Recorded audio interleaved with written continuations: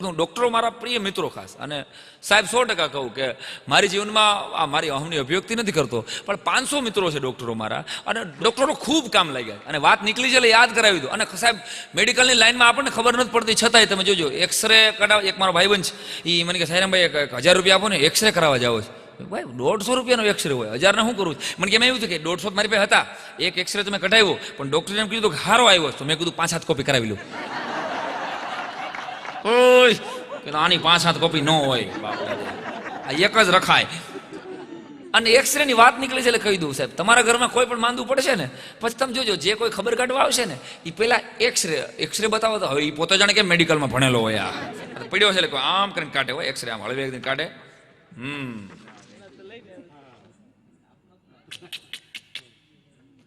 આ કાળું દેખાય છે ને બધું હળી ગયું, અને આ ધોળું દેખાય છે ને બે ફેફસા હળી ગયા છે. એટલે પડ્યો ઓલો દર્દી એમ કે તમને આ ફેફસાનો લાગતો હોય છે, બાકી આ મારા તો થાફાના એક્સરે છે.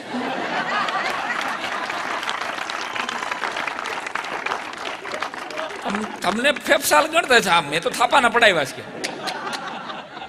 ખબર ન પડતી હોય તો ન બોલો ને ભાઈ સાહેબ, યાર શું કામ ખબરું કાઢવા જાય છે ને કોકના ફ્રૂટ પથારી ફેરવતા આવે. લ્યો ઓલો 2 કિલો ફ્રૂટ બહાર રાખ્યો ને દર્દી હાટે, એ શીવો કરતા છોકરાને છૂટા મૂકી દે, છોકરા ઉપાડીને સફરજન કા કરતા દર્દીને સફરજન ખાઈ જાય, અને પોતે એક્સરે જોવે.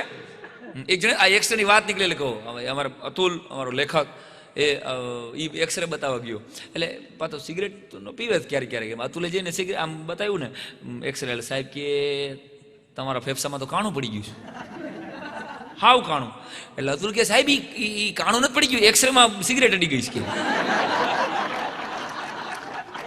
તમે એથી નીચે જવો કે હા ઈ કાણું તો એક્સરેમાં સિગરેટ અડી ગઈ છે. એ કઈ વાતે ફોગાય નહીં. અને સાહેબ ન્યુરો સર્જન રાજકોટમાં એક મારા મિત્ર છે, એ ન્યુરો સર્જન મિત્ર છે, હું બરાબર એની હોસ્પિટલમાં માટો મારવા જાઉં ગયો ને, તો ડોક્ટર સાહેબ આમે સ્ટેથોસ્કોપ લઈને પકડો સાહેરામ સાલાને મારી નાખું, પકડો એને જલ્દી. એટલે મેં સાહેબ શું છે? પણ એક દર્દીની વાહે ડોક્ટર. મેં સાહેબ બીજો આવશે આમ કઈ દર્દીની વાહે થોડું જવાય, આવશે બીજો. અરે મને કે મર્ડર કરી નાખું સાલાનું. આટલા ગુસ્સામાં કોઈ દી મેં ડૉક્ટરને જોયેલા નહીં. સાહેબ પણ કારણ શું થયું કયો? મને કે તમને ખબર નથી, અમારે ન્યુરો સર્જરી કરવા માટે, ચેકઅપ કરવા માટે પહેલા માથાના વાળ કાપવા પડે. આ સાલો 3જી વખત વાળ કપાવીને વયો ગયો.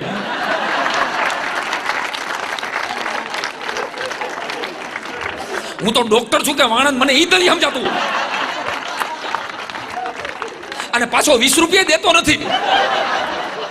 નગરે આપણે એમ થાય હાલો વાણંદ ના તો દીધા, વાળ કાપવાનો દીધા, એમને એમ નીકળે છે. હાલો હું ગોતાવા લાગુ.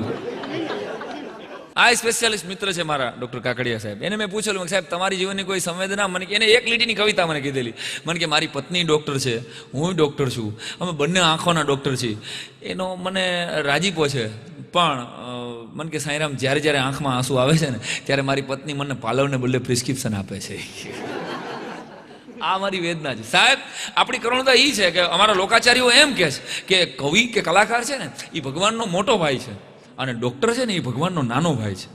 આ લોકાચાર્યોના શબ્દો પહોંચાડું છું, કારણ કે 5મી 6ઠા દુનિયાનો કોઈ ડોક્ટર કરી નથી શકતો સાહેબ. દુનિયામાં કોઈ દી શ્વાસ કોઈ ડોક્ટર વધારી ન શકે. હા, પણ કાબેલ ડોક્ટર તમને ટાણે મળી જાય ને તો 5મી 4th થતી 100% અટકાવી નાખે સાહેબ.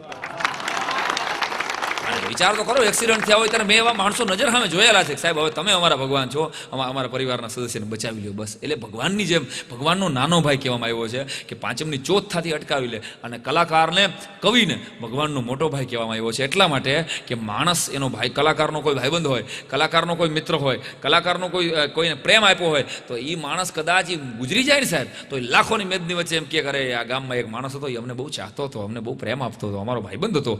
મરી જાય ને પછી કવિ અને કલાકારની જીભે ભલામણ જીવી જાય, આ મર્યા પછી પણ જીવાડે, એટલે કલાકારને ભગવાનનો મોટો ભાઈ કહેવામાં આવ્યો છે. आज बात कविता में कहवा बे हूं तो जो साज से निकली है वो तुम सबने सुनी है क्या